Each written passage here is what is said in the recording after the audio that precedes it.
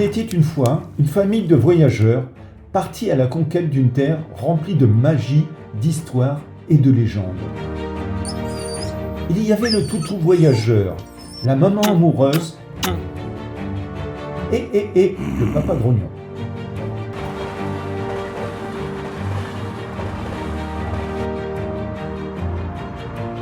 Après plusieurs semaines passées en Pologne, nous décidons de poursuivre notre périple. Nous traversons la frontière sud de la Pologne, quittant les plaines polonaises pour nous lancer dans une nouvelle aventure, la République tchèque. Un pays niché au cœur de l'Europe centrale, entouré par l'Allemagne à l'ouest, l'Autriche au sud, la Slovaquie à l'est et bien sûr la Pologne au nord. Sa capitale Prague est l'une des plus belles villes d'Europe. C'est un petit pays en termes de population avec 10 500 000 habitants.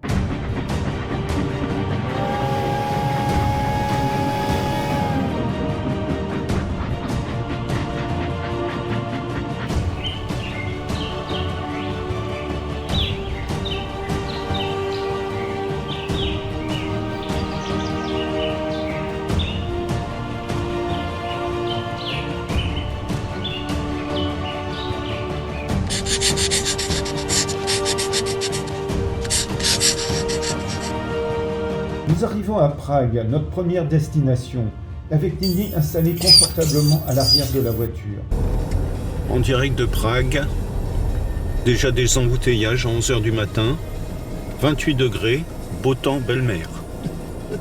Surtout à Prague. Il n'y a pas la mer à Prague. T'as pris ton maillot de bain, tu vas être Ah ouais, déçu. je pensais enfiler mon maillot de bain, bah tant pis, hein, ma chérie. Nous pénétrons dans la capitale tchèque, la ville aux 100 clochers. Nous garons notre voiture près de la vieille ville. Nous allons probablement marcher toute la journée.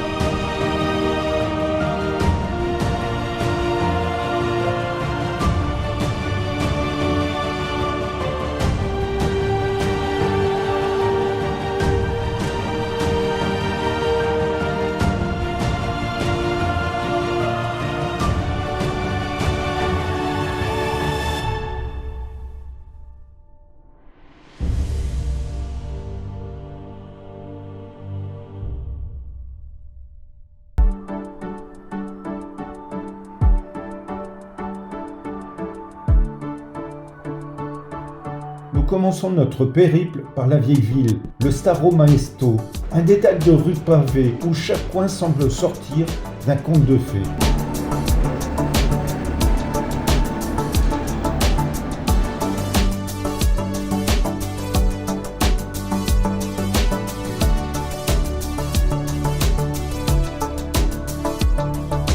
nous arrivons sur la place centrale de Prague.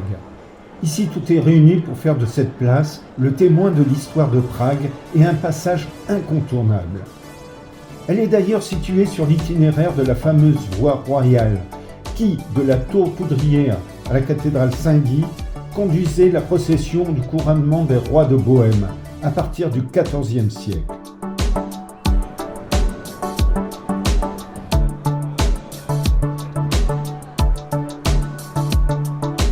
La place de la Vieille Ville est située au cœur de Prague, avec ses façades colorées au ton pastel, ses hôtels particuliers qui rappellent l'essor de la ville au XVIIIe et au XIXe siècle. Les façades sont richement décorées dans des styles Renaissance, baroque et classique. Vous avez la maison Storg, de style néo-renaissance, la maison à la minute. De très nombreuses façades et immeubles ont une petite histoire et les maisons portent de jolis noms. Maison à l'oie bleue, au renard roux, au chameau d'or, à l'agneau de pierre, à la licorne blanche.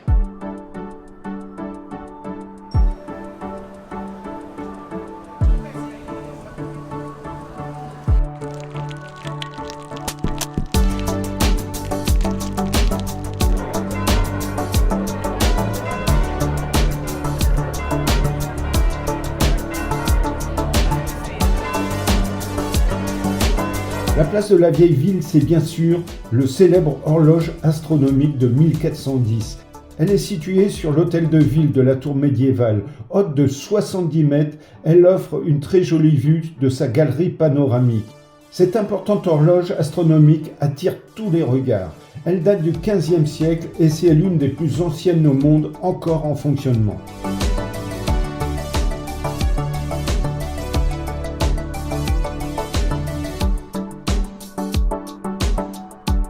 Nous nous dirigeons ensuite vers le célèbre pont Charles. Nous sommes émerveillés par les tours qui encadrent le pont.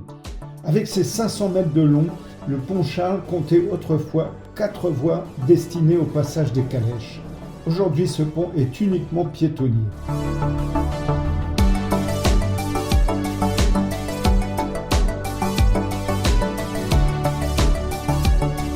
Ce pont, un chef-d'œuvre de l'art gothique, a été construit au XIVe siècle. Il est bordé de statues baroques. On dirait un musée à ciel ouvert. C'est le pont de rencontre de la ville avec ses artistes et ses musiciens. On pourrait rester ici durant des heures.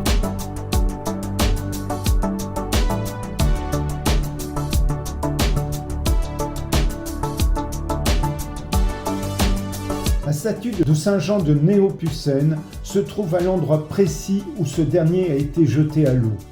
La légende raconte que toute personne qui fait un vœu en posant la main gauche sur la base de la statue du martyr verra son vœu devenir réalité.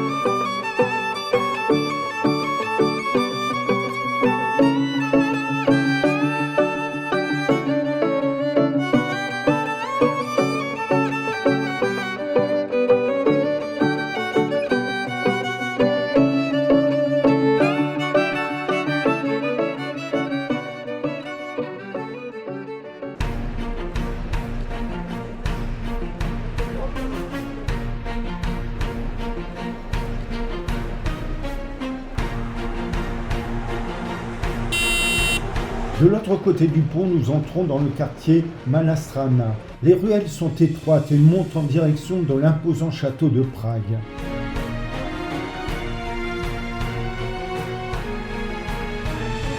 Arrivé au sommet, le château de Prague, l'un des plus grands complexes au monde, abrite la cathédrale Saint-Guy, qui se dresse fièrement au cœur du château.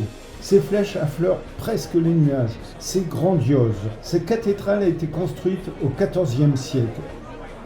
Elle a mis des centaines d'années à être achevée et c'est ici que les rois de Bohême ont été couronnés.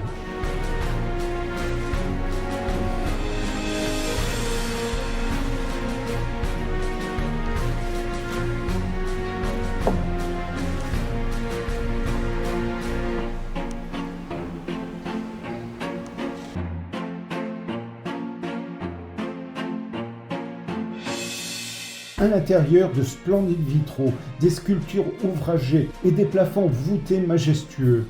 L'ambiance qui règne dans la cathédrale invite à la contemplation et à la réflexion.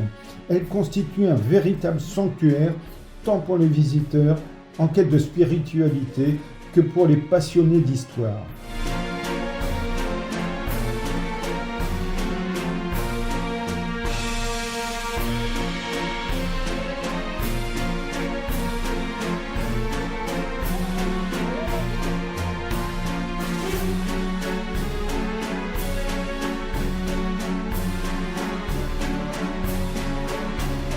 Après avoir exploré le château, nous redescendons par la rue d'Or, une petite rue pittoresque bordée de maisonnettes colorées.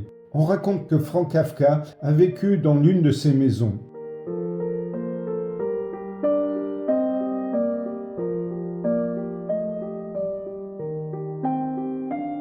Notre estomac commence à gargouiller. Nous nous arrêtons dans une boulangerie pour goûter au Teadélik, une pâtisserie sucrée en forme de rouleau, saupoudrée de sucre de cannelle. C'est le goûter parfait après cette journée de marche.